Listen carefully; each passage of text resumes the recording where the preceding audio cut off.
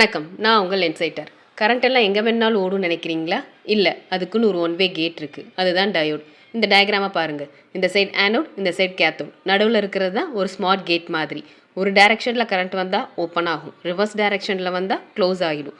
அதுதான் டயோடோட ஒர்க்கிங்கும்.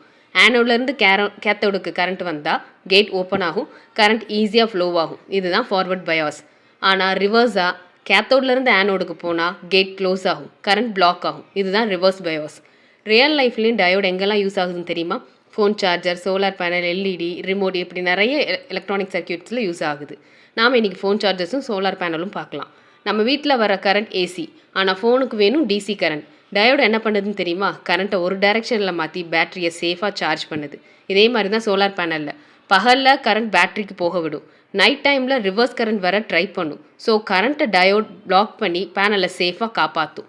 ஸோ சிம்பிளாக சொல்ல போகணுன்னா கரண்ட் யூ டர்ன் அடிக்காமல் பார்க்குறது தான் டயோடோட வேலை. நம்ம டிவைஸோட சைலண்ட் பாடி கார்ட் இதுதான்.